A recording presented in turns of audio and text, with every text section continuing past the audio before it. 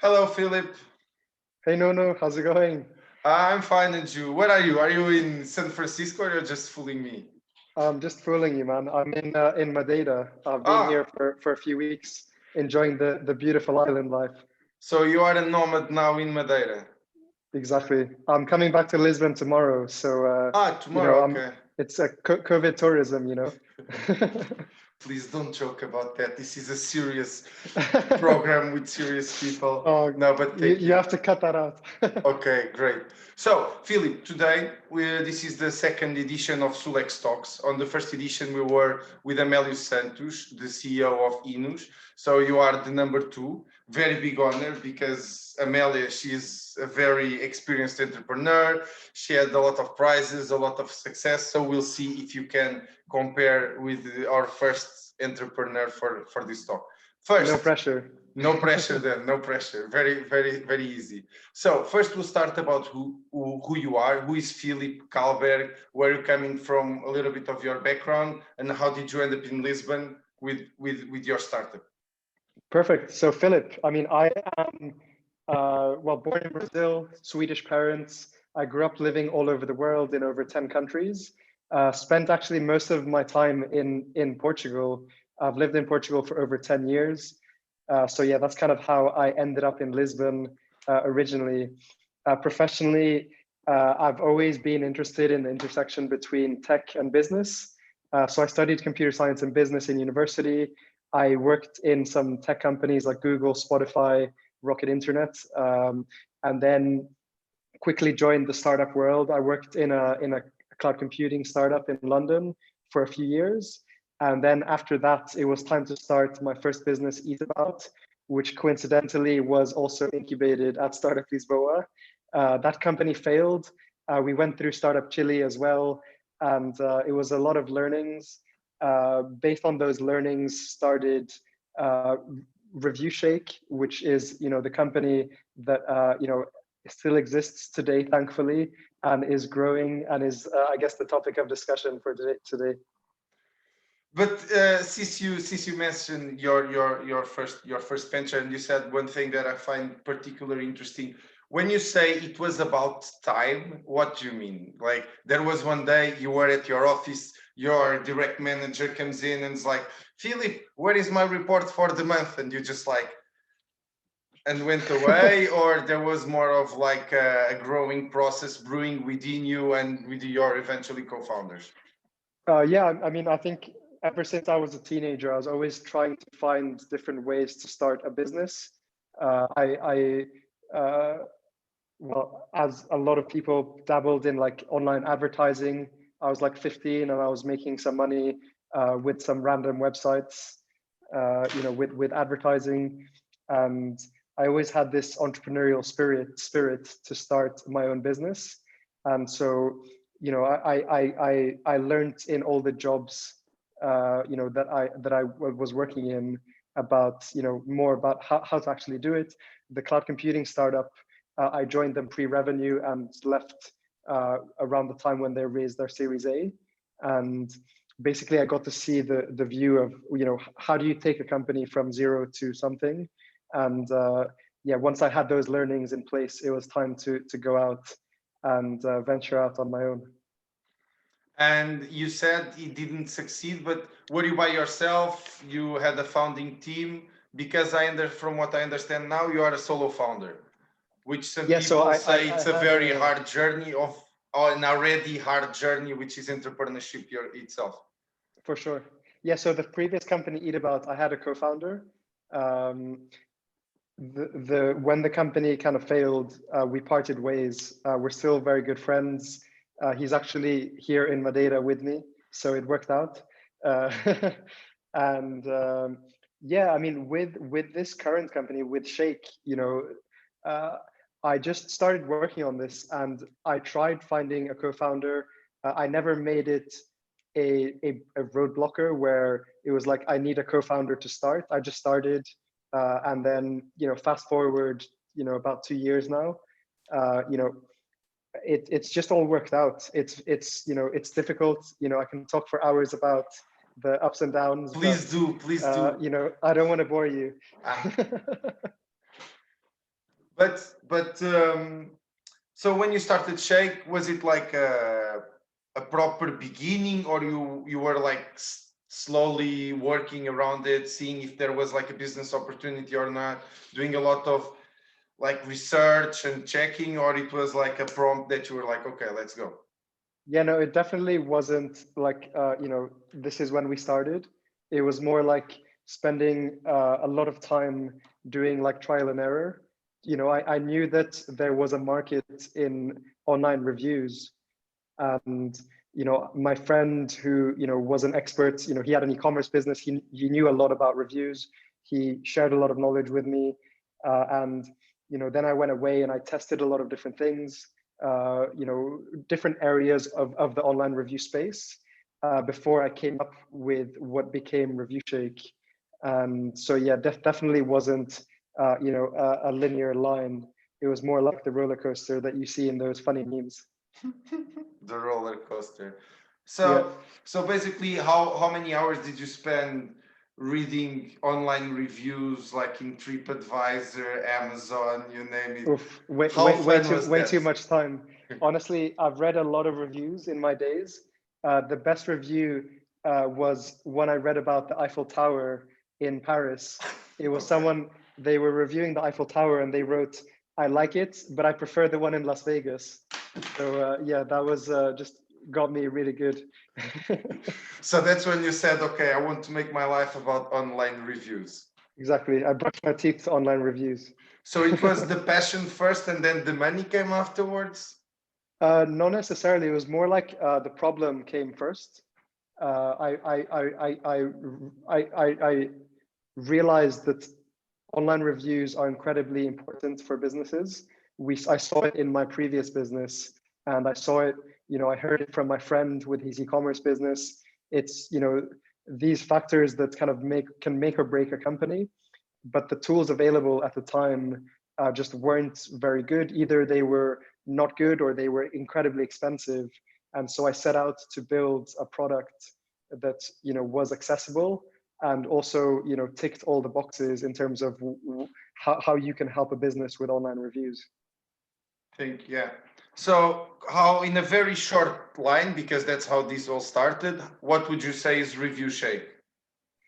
Perfect. So I mean, Review Shake is a product that helps businesses grow with online reviews. And that's kind of it's in a nutshell. We make online reviews work for businesses.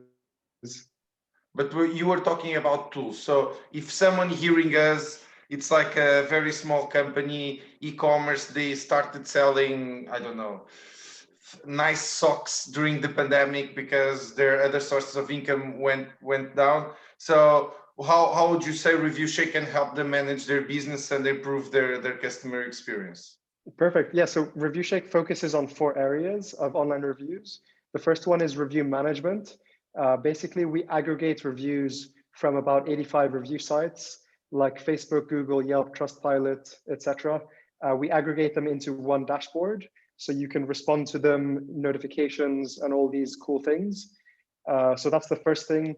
Secondly, we help generate more reviews and basically power the drip campaigns that ask for reviews over email and SMS.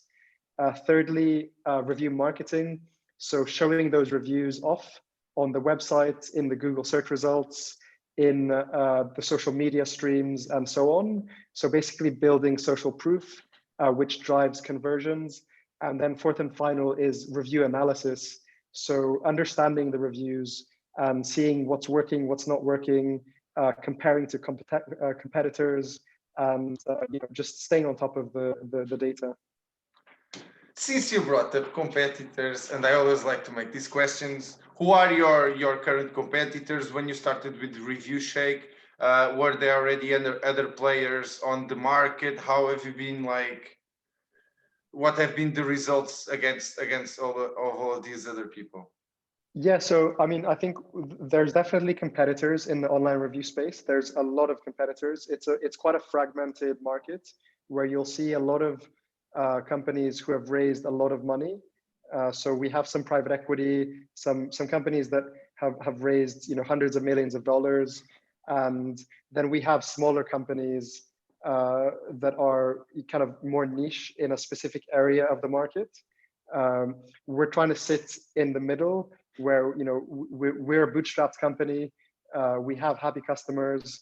We're providing, you know, a good product for a more accessible price. So that's kind of where we sit. One of the other factors that, you know, compared to our competitors, that helps us drive our costs down is that we're a vertically integrated business.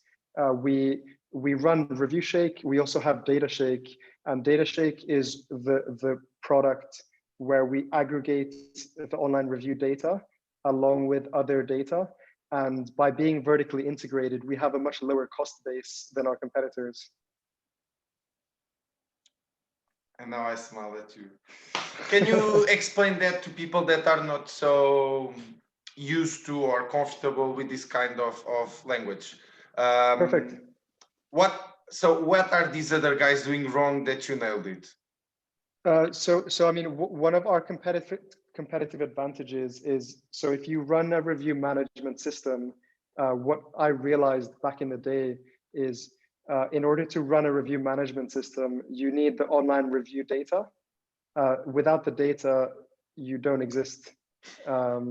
And basically, it's very hard to get the data.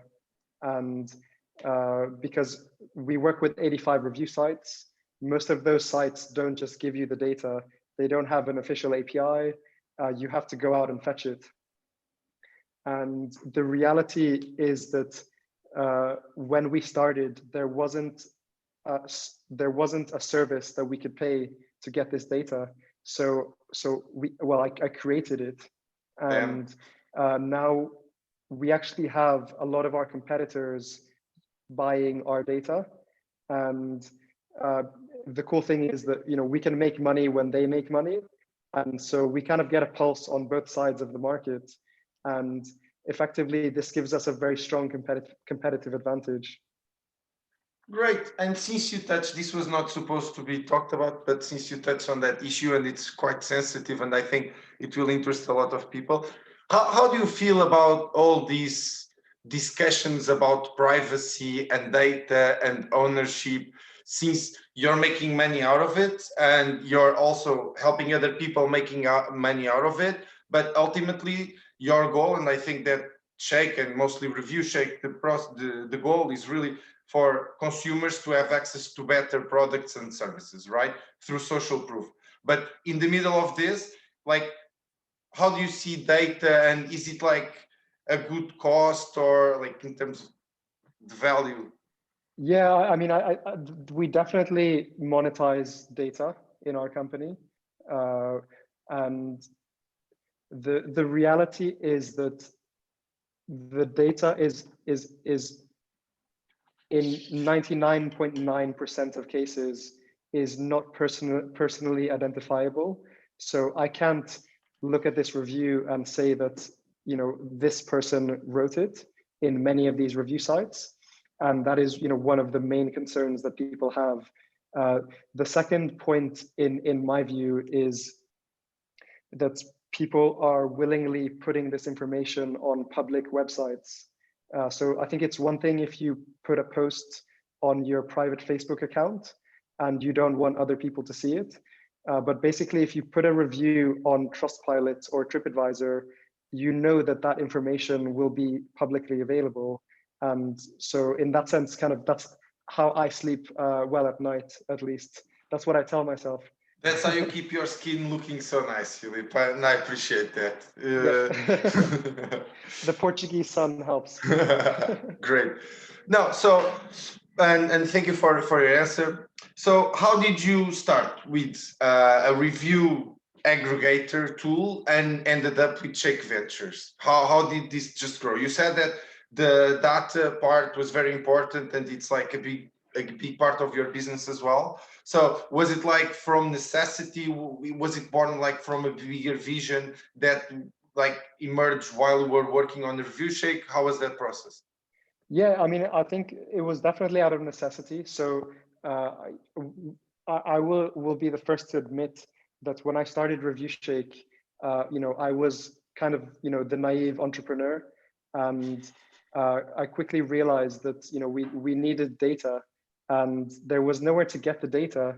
So I had to build something to do that, and essentially that added another layer of complexity on the business, because not only are you running the software, you need to get the data, you need to maintain the data integrity, all of these challenges. And what I quickly realized is if we find value in this data, then other people will maybe find it valuable as well. And so I commercialized that API so that other people can use it, and it's a big revenue driver for us still to this date.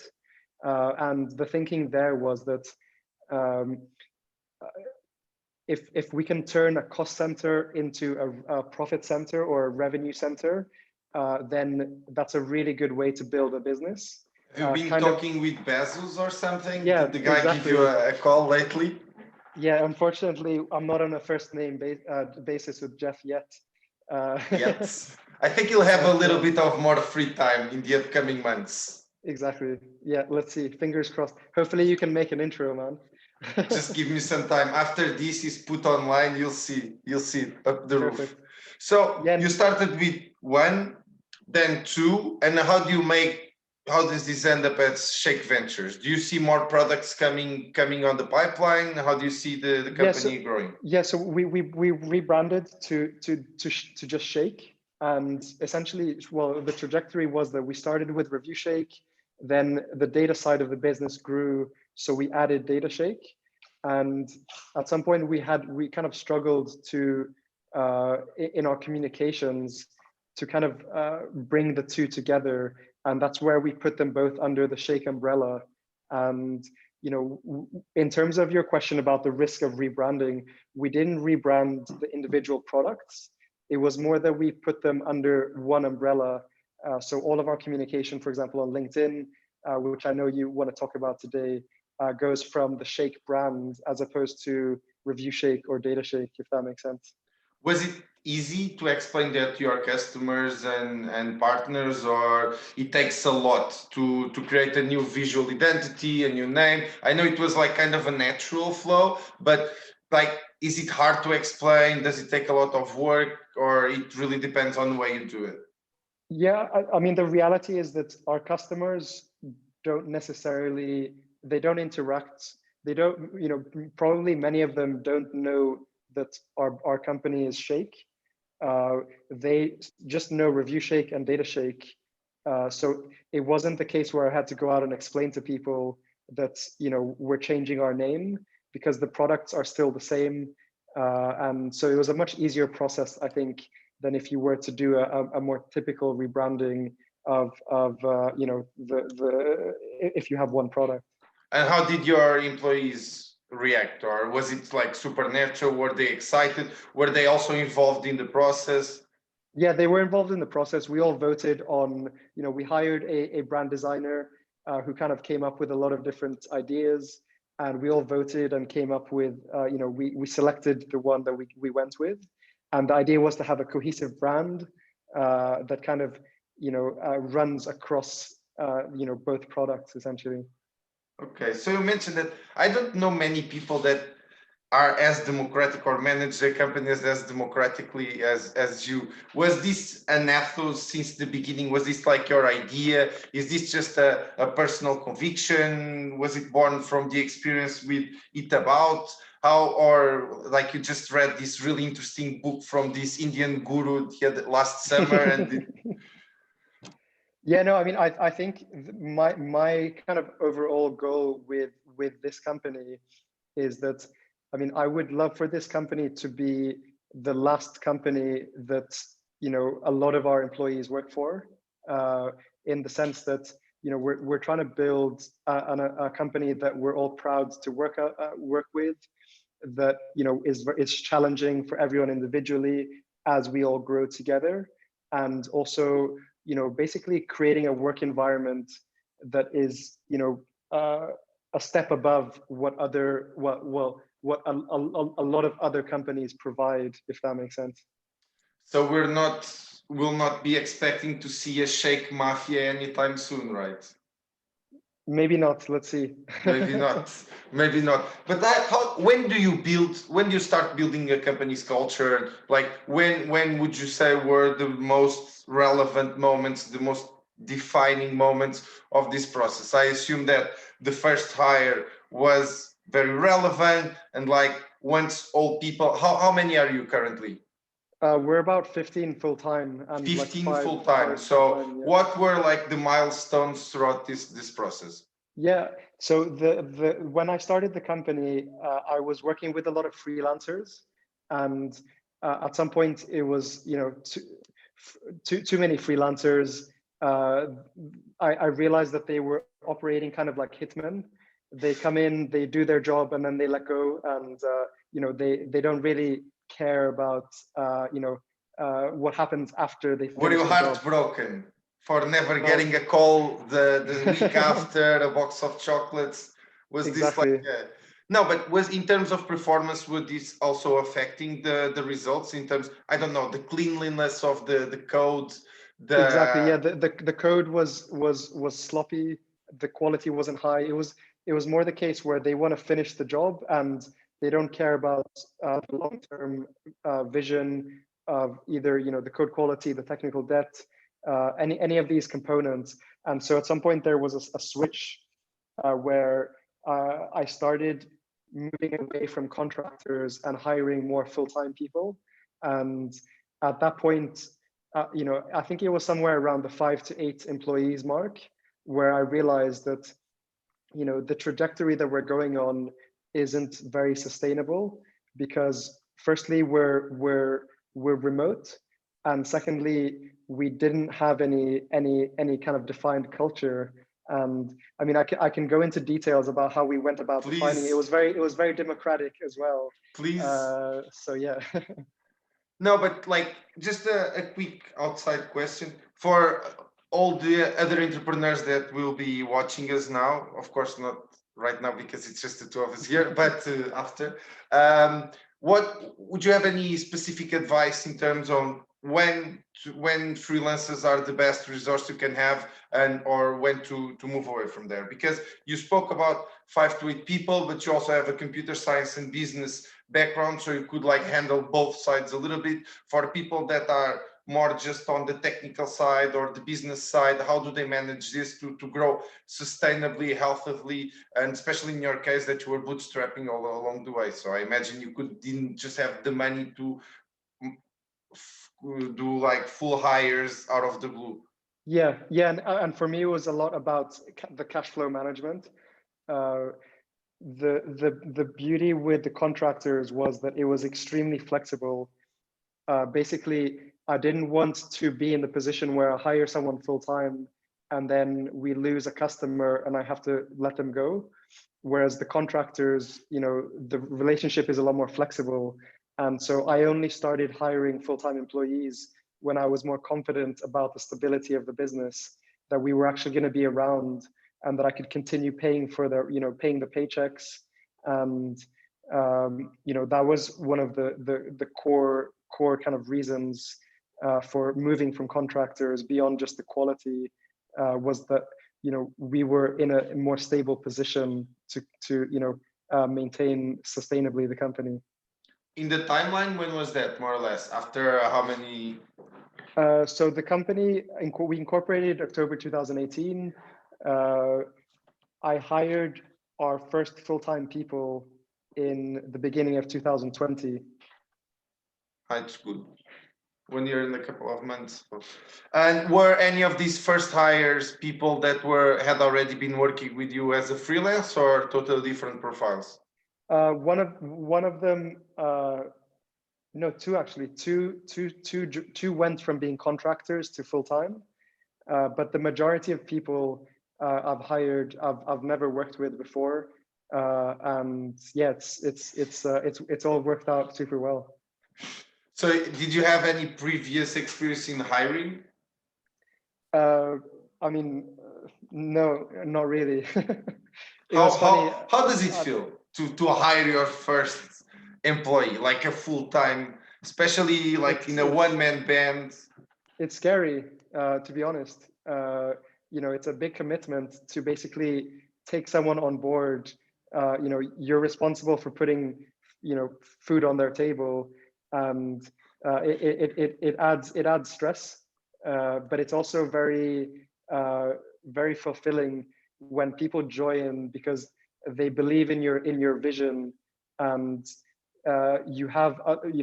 you suddenly have another person who is helping out and is available if something happens. You finally get some sort of support as well. Yeah, exactly. Not because the contractors are more transactional. You get someone who actually cares. Is in it for the ride, let's put it like this. Yeah, exactly. And what were you focusing the most when you were doing these first hires? Because and this talk is about culture, or it should be mostly about culture. So that's where we're trying to focus. Is it something that you're already looking for specific personal traits, or it was just something that the more the merrier, and you start building the culture also with the people that join along?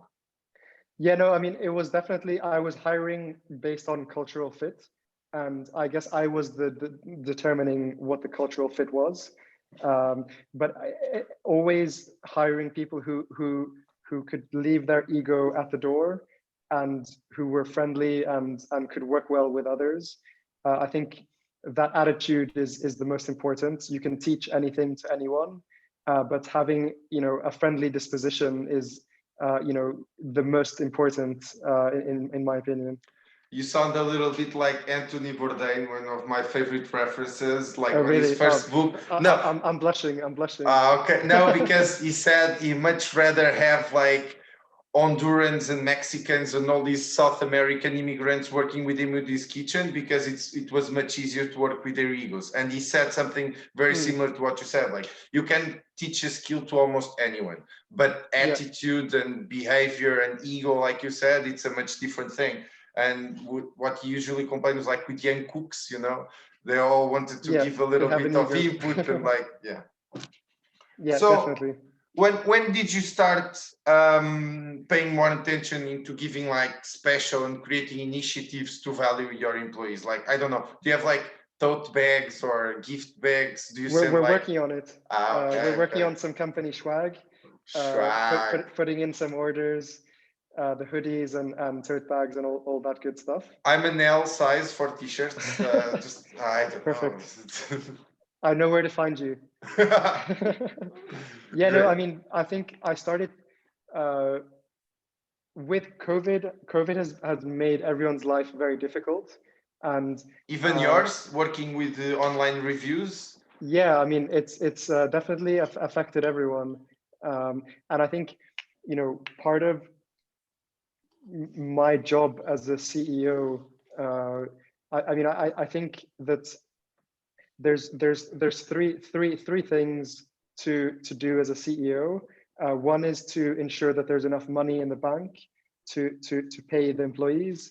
The second one is to hire and retain good talent, and the third is to set the overall strategy for the business. And so everything else is irrelevant, essentially, if you can tick those three boxes.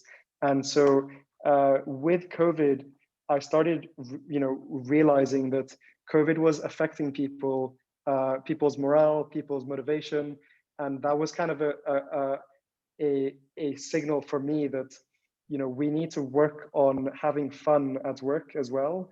Work isn't just opening the laptop and just tapping the keyboard. It's more about belonging, having a vision, having values, having fun together. It's all of these things. And so that's kind of what the realization was.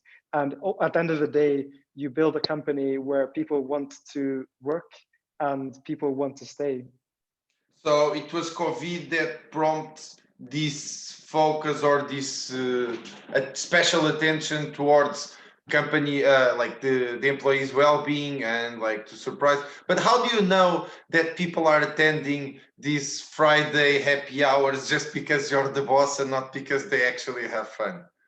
Well, I mean, we make it very clear that it's optional.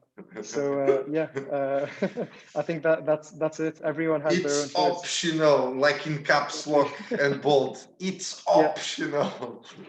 in quotations. Yeah. So before the pandemic, you were already virtual, right? You're 100% virtual Exactly. since inception. Why why Yes. why did you make this decision? I mean, I think it's the future, to be honest. I think we I mean, there's both lifestyle benefits as well as business benefits. I won't, I don't have to explain the lifestyle benefits, but the business benefits are that we can hire people anywhere in the world.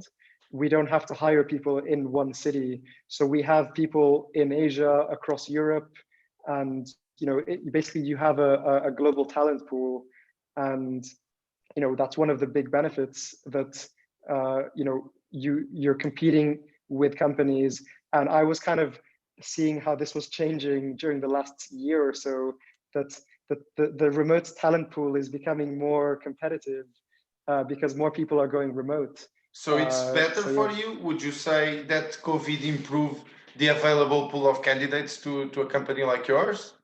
I would say it's more companies are hiring remotely, and so it's becoming harder to hire good talent remotely. Either it becomes harder to find or it becomes more expensive.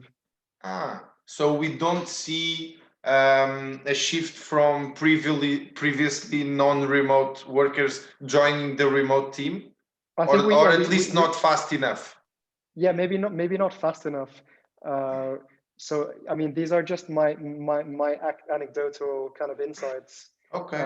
No, So no, yeah. Philip. All the experience is valuable, okay, to a certain extent, but still. And I want to be a little bit provocative since you spoke to the easiness of hiring and the remote squad available and this and all.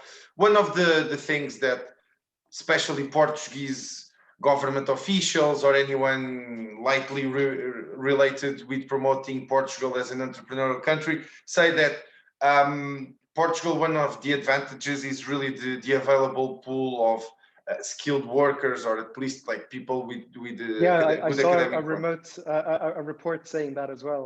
Yes. How does this translate in reality? Would this be like, is it relevant for you, or we got to a point where the remote first reality really doesn't matter at all? Because you're still based in Lisbon, you're still based in Portugal, you still have access to this pool, but it's just easier and the competition is so much bigger when you're looking at like a worldwide pool of workers that it's not relevant anymore, would you say?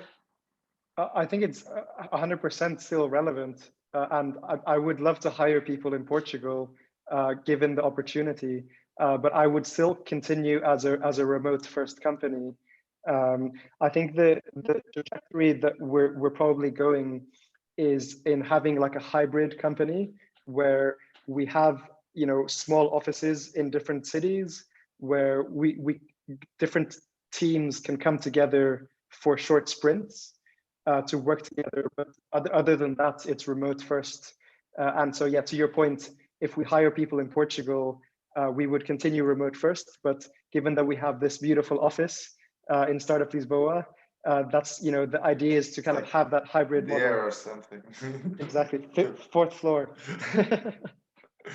But do you also see, because one of the things that the remote first brought was also the advent of asynchronous working. How do you see that playing in the future? How do you already work with this reality? Because if you're working remotely, you can have people from Singapore and Colombia at the same time working. How do you manage this, and how much of a challenge was this for you as the CEO of the company? And how do you keep, like you said, 15 people living in like scattered around the world? How do you bring them together and create these moments that work for everybody? Yeah, so we've been working asynchronously since the start, and I think again this is the future. We're not the only people doing this. I think the reality is that we're able to work when it's best for each individual. The challenge for us as a company has been mainly on communication, because when you're remote first, when you're asynchronous, you need to basically over communicate. So if the developer we have a guy in Vietnam, he starts working much earlier than us and he finishes earlier. He does his work, and then it's basically his challenge is to communicate any roadblocks with the rest of the team and communicate it in such a way that anyone can read it and understand what he's saying. And then when we wake up, we can work on that. And we tell him, this is updated, and then he can continue. So it basically becomes a work culture where we don't have hundreds of meetings just for the sake of meetings. We're hyper focused, and we believe in having people working without distractions and as little meetings as possible. And this was with a little violin beneath. It should be your next hiring video. Really, really. Hello, I'm Philip, and I don't we'd know if love that's to a have you with compliment you. No, it is. No, it is. No, it is. It is. Because one of the issues, and I think that one of the big challenges of more traditional companies has really been the step, not just for the workers, but how managers manage their people. How do they support them and still give them enough liberty for them to blossom? And I think it's a bigger challenge for the managers actually, because like you said, you are allowing your team to be hyper focused, okay? And which is one of the biggest challenges of our days with our mobile phones, with everything. Exactly. Man, this was Slack weird. all the time. You don't see Can't see it. It's invisible. Amazing. It's my Harry Potter mobile phone. No, but one of our core values as a company is autonomy. And by autonomy, basically one of the things we look for when we hire is people who can work independently and just take ownership for something. And this is crucial for asynchronous and remote cultures, because if you hire someone who can't take ownership or doesn't work independently, and then that becomes a problem. And so I think that's one of the key things we look for. How was the first fire or the first firing? It's happened. Is it hard or? It's well, I've gone through quite a lot of contractors, but yeah, it's not pleasant. I'll tell you that. I heard that the best advice about firing someone, it's better to do it sooner than later. Yeah, and I think there's this saying in the whole startup world is to hire slow, fire fast, and I think there's a lot of truth to that.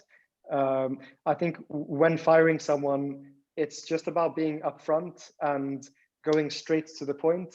No one likes things being dragged out, and always having a performance plan and giving several warnings so that there is a chance to improve.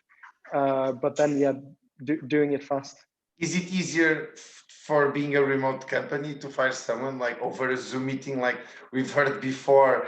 I don't know, I don't want to call out any names, but people just getting videos with robotic voices say, hello, this is management, you are out. And then suddenly the emails stop working. Yes, exactly. I wouldn't say it's easier, because we're still humans at the end of the day. So yeah, it's a delicate situation. And I think being remote is an excuse for being an asshole, in my opinion. So yeah, that's kind of need to always remember to be human. And you said that culture was a big part and an important part. Is it harder to find someone when the culture is good, or people that are usually end up on that side of the edge are already not so aggregated and like inside the culture of the company? Yeah, I think there's always the early warning signs that there will be problems. And so, yeah, I think it's during this journey, I've been learning a lot about hiring and about, asking the right questions, feeling someone out. So I think it's an art form and not something that you can read a business book about. It's more, learn on the job and be open to making mistakes and learning from them. How am I faring with my questions, by the way? Just I'm loving the questions. you're loving. That's always a bad sign. Okay, we are almost finishing. I think it's always good to share some value with our viewers over home. I look like one of those ladies from the morning shows. Yeah. I wanted to ask you to give a couple of advice, like for anyone either transitioning for physical first to a remote first company, people just taking the first steps on asynchronous work. What would you advise them? And also on the culture? So these three topics I think are good. So remote first, how to adapt, asynchronous, if it's much of a challenge regarding remote or not, or if it's just a normal passage, and third about the culture, if you have any good advice for the young founders out there looking to start their last company. Yeah, definitely. I think one of the core things for remote work is trust, and I guess one of the challenges is, if you're not in the same room as someone else, someone maybe you've never met before, how do you trust that they're working? And so I see a lot of companies, they set up this time tracking software, which takes screenshots and all these things. It's quite invasive, and I think if you hire someone, you need to trust that your decision was correct. You need to trust that they are doing their work. And I think for me in the beginning, there was a shift from staying on top of people and then letting them just be free, being the micromanager. Yeah, not saying that I was a micromanager, but there's a tendency as a human to kind of want to know what's happening. And so it's been a process for me to kind of let go and just trust that these people that I have hired are actually doing the work that's that is necessary, and letting go of the Lego pieces. One of the main things as a CEO is just delegating, and it's been a transition of just letting go of these components and trusting that even though we're remote, trusting that that people will do the work.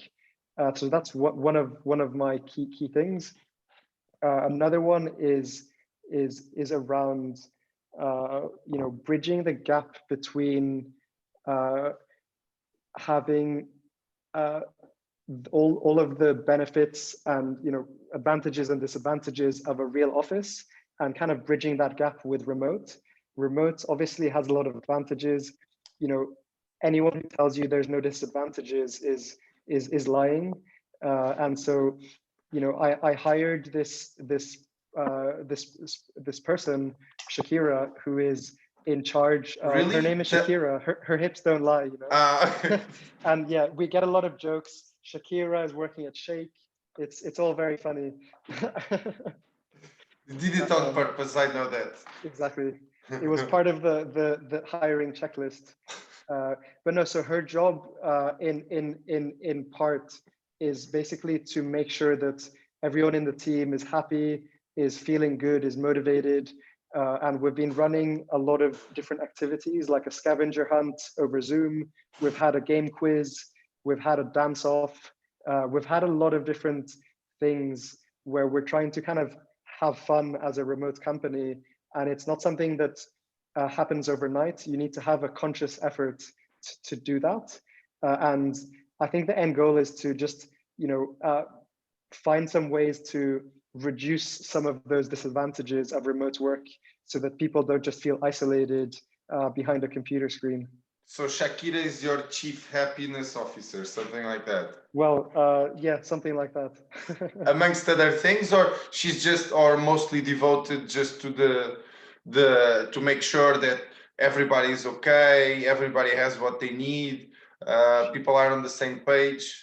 Yes, she's helping with that and other things. So I mean, we're not big enough yet that we need a full-time person who only does that. But yeah, it's definitely, you know, one of her priorities. Any tools, any processes you can share? I know it may be part of the secret sauce, but for the Definitely people not. out there with so many different solutions, from Asana to Trello to, I don't know, you name them. Yeah, I mean, one of the tools we used for the game quiz was called Kahoot. Kahoot. We use Donut internally, which is a Slack bot which helps keep people engaged and meeting each other. What else? We have, speaking of asynchronous, we have this stand up every day, which is we use Geekbot. So the stand up is asynchronous. So everyone just types it in as their day goes along. So we don't actually have to have a video call every day. Okay.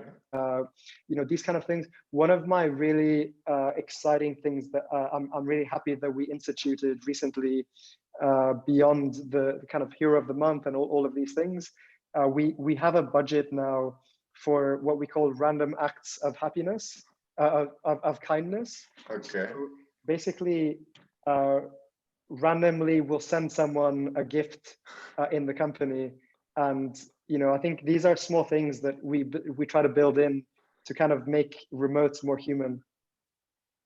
So they're not. That's what you mean. They are human, and we are human, but yeah. No, Philip. No, I love this. I love this. Do you want to leave any final notes before you're back to San Francisco? I think that those are my key insights, and yeah, I'm on the Startup Lisboa Slack. So if anyone wants to talk more about any of this, then feel free to shoot me a message. Okay. Thank you, Philip. Have a nice day. Thanks, Nuno. Bye bye.